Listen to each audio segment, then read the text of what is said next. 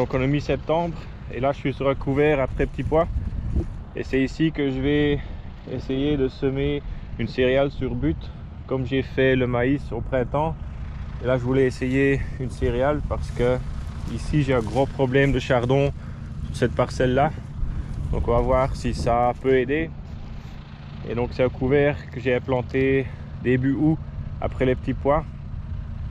Normalement on sait l'implanter plus tôt, mais ici les pois ils ont été récoltés très tard. Il a fait très mouillé, on a eu du mal à l'implanter. Ce qui fait qu'il est relativement petit. Normalement fin septembre ces couverts là ils font 2 mètres. Donc là ça fait un peu mal au cœur de le détruire si petit.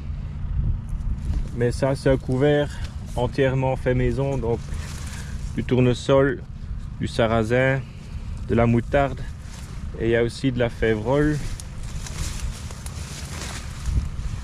La févrole est un peu plus difficile à trouver. Donc voilà, j'ai mis à peu près 40 kg/ha de févrole. Voilà. Et donc je suis obligé de le détruire maintenant parce que les semis sur butte, comme l'écartement il sera de 60 cm, il faut semer très tôt pour que la céréale ait le temps de faire l'étale et de bien couvrir le terrain avant le début de l'hiver. Ce qui fait qu'on est censé semer fin septembre et donc il faut préparer le terrain 2 semaines à l'avance. Donc là je le détruis avec le déchaumeur à disque pour un peu hacher le couvert. Et après je vais venir avec le Horsch qui lui justement a une dent tous les 30 cm. Donc quand j'enlève la herse derrière, il fait en fait des buttes de 60. Parce que pour tout vous dire, le semoir n'est pas fait. Je n'ai même pas encore commencé la construction. Et je devrais l'utiliser dans une dizaine de jours. Donc j'attends un peu encore tous les matériaux pour commencer la construction. Mais on voit que les conditions sont assez bonnes.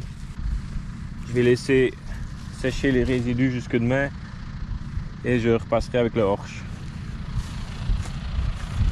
Et donc là je suis en train de faire les buttes. Donc c'est avec le scalper, ça permet de achever un peu le couvert parce que les disques n'ont pas tout détruit. Donc ça tombe juste que les 2 rangées à l'arrière sont espacées chaque fois les dents de 60 cm, ce qui me fait exactement les buttes qu'il faut.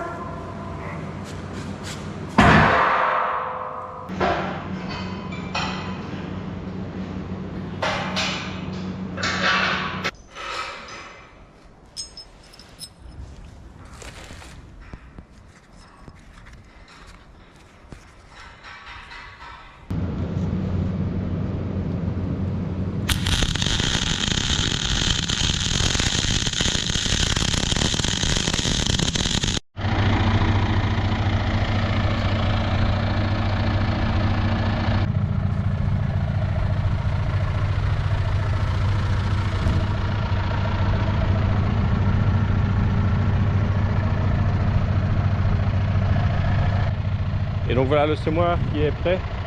Donc j'ai dû à un moment arrêter de filmer la construction parce que ça prenait trop de temps. Et il fallait vraiment se presser. Donc pour le finir, ça a pris à peu près une semaine, mais pas à temps plein. On a eu des interruptions entre temps.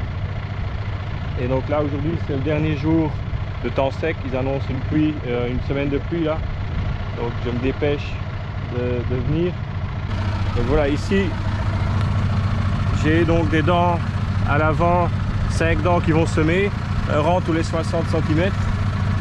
Là j'ai 2 buses pour les semences, j'ai dû en mettre 2 parce qu'on a essayé avec 5 buses, mais il y a 16 sorties sur le Delin, et quand on ferme les 11 sorties, il n'y a plus assez de débit et les semences ne montent plus dans le tube, donc on a dû tout doubler.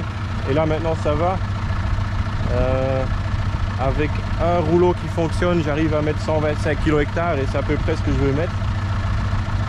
Donc on a ça à l'avant, c'est ajustable en profondeur là. L'idée ça va être d'aller quand même à 5 cm de profondeur. À l'arrière on a les dents qui travaillent entre les rangs, avec ici fer qui va ici racler la butte, refermer la ligne de semis et traîner les mauvaises herbes pour nettoyer. Et donc l'idée avec ça, c'est qu'après, une fois que le semis est fait, on enlève la rangée de devant et le semoir devient une bineuse. Donc on repasse avec ces dents là et ces outils là. On peut rajouter des autres accessoires, mais j'ai encore rien fait. Et donc ça, on peut ajuster l'angle et la profondeur. Donc une fois qu'il y aura ici la céréale qui va pousser, il faudra l'écarter pour pas détruire la céréale. Et donc dessus j'ai mis un Delin. C'était le plus pratique en termes de volume. Donc c'est une turbine hydraulique, donc c'est le seul truc qui a assez de débit pour mettre des céréales. Il y a APV, mais là on est vraiment dans 3 fois le prix. Là j'en ai pour un peu moins de 5000 € quand même pour le semoir. Le châssis, il y a à peu près 1000 € d'acier dedans, et puis tous les accessoires, les roues, les dents, il y a à peu près pour 1500 €. Donc on est à 7500 € là de matériel. Donc là je vais faire un essai parce qu'il n'a pas encore servi. Je vais déjà voir si les dents à l'arrière sont bien réglées, si la buse là va à la bonne profondeur, et puis on pourra commencer si tout va bien.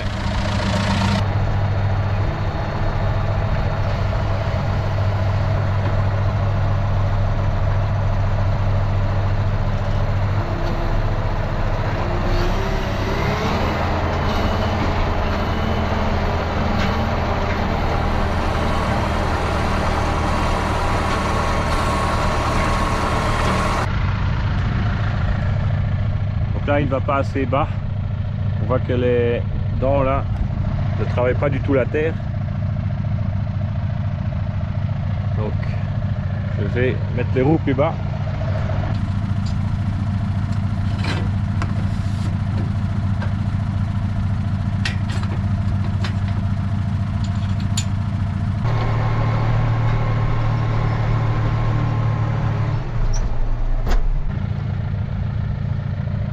Là c'est déjà un peu mieux, j'ai une vraie butte. Je crois juste que les socs de semis, je vais devoir les baisser. Là le tracteur commence à avoir un peu dur, mais j'ai les petits pneus. Donc là ma dent elle va par rapport au-dessus de la butte à au moins 20 cm.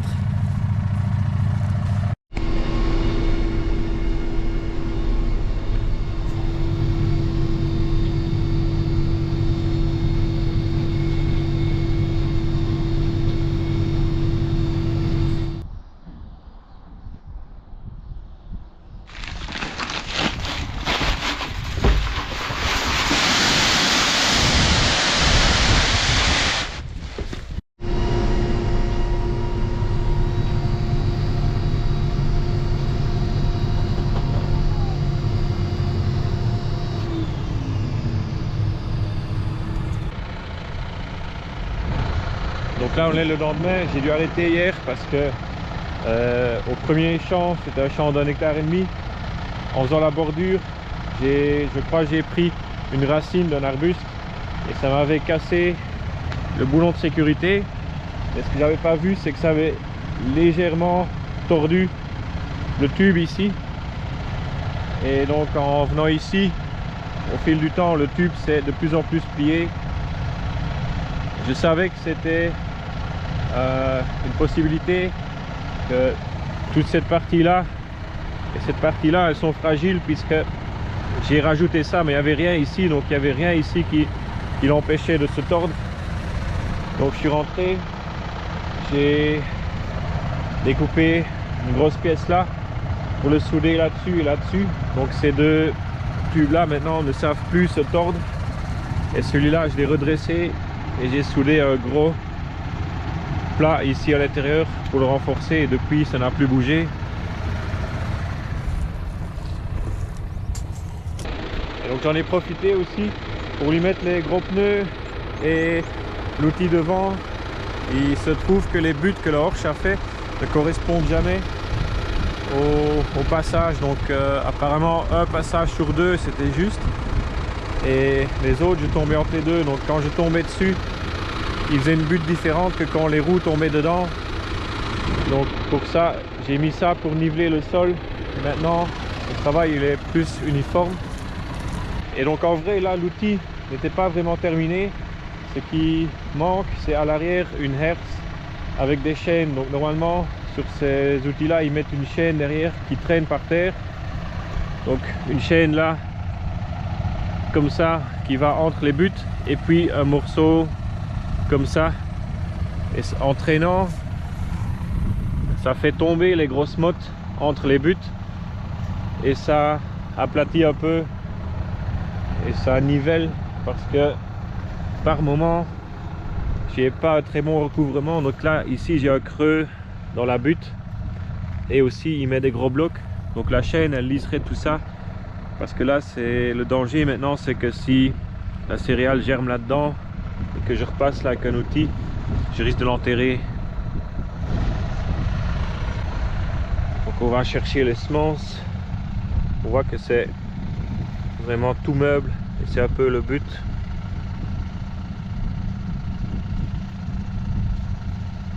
J'ai vu une là.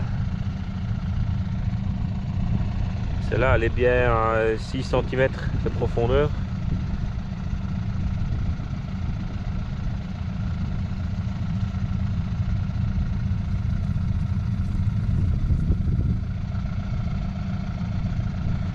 C'est un peu ce qui me dérange là avec l'outil comme il est là, c'est que la dent de devant creuse un sillon qui est bien à 10-15 cm de profondeur, et puis les semences tombent derrière. Mais il arrive aussi que le sillon ne se ferme pas assez vite, donc les semences tombent parfois très profond. L'idée c'est de les avoir vers 5 cm.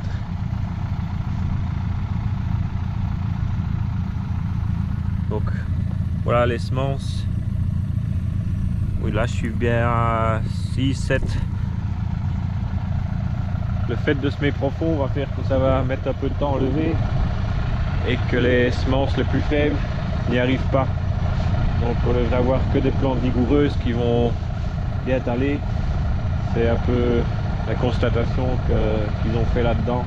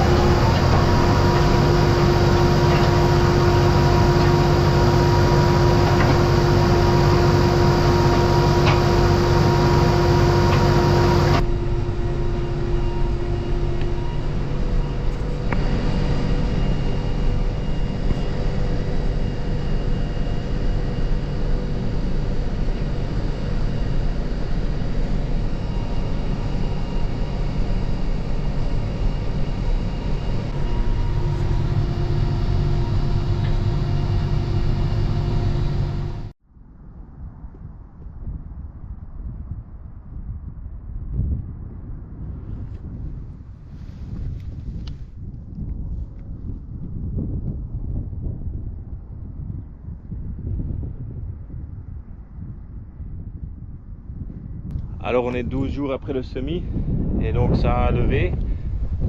Donc j'ai passé 2 semaines un peu à douter. Vu la profondeur de semis, j'ai essayé de les mettre à 5, mais il y en avait quand même pas mal qui étaient plutôt proches des 10 cm de profondeur.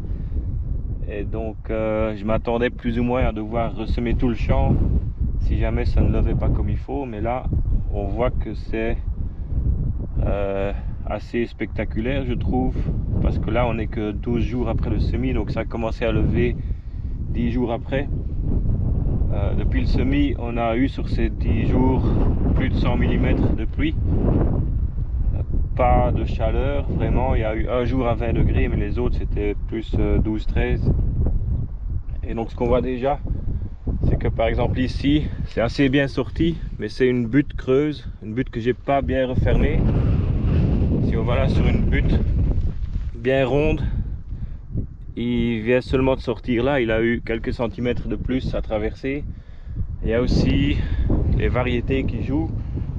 Donc là où c'est bien vert, c'est du capot, et là ça doit être du moscus. Donc ces semences là ont 2 ans, peut-être que c'est ça qui a fait que c'est un peu moins vigoureux, mais on voit déjà clairement une différence dans les variétés, dans la force de lever. Et donc malgré toute l'eau qui est tombée dessus, on voit que il y a eu de l'eau qui a stagné là, mais il n'y a pas eu de coulée, alors que le champ il est quand même en pente. Et donc je suppose que ici la butte elle reste assez sèche, donc s'il pleut dessus elle s'est absorbé beaucoup d'eau et elle va le diffuser lentement dans le sol. Donc là il pleut pas depuis 24 heures, donc là c'est pas trempé, alors que si on va sur un semi plat c'est beaucoup plus humide que ça. Donc peut-être que ça joue un peu le rôle de tampon, comme une éponge qui va absorber l'eau et puis le diffuser lentement dans le sol. Et donc ici, si jamais cet automne ça voulait ressuyer, je repasserai peut-être un coup avec le même outil, un coup pour désherber et aussi un peu refermer ici. Donc là c'est le début du semis, on est à la fourrière là, et donc le temps de prendre de la vitesse, de faire la butte, ben ici il y a des creux, donc je voudrais refermer ça. Pour l'instant on ne voit pas vraiment, on voit un petit peu de mauvaises herbes, mais c'est pas encore grave pour l'instant. Mais si jamais ça voulait ressuyer, j'envisage quand même de repasser dedans.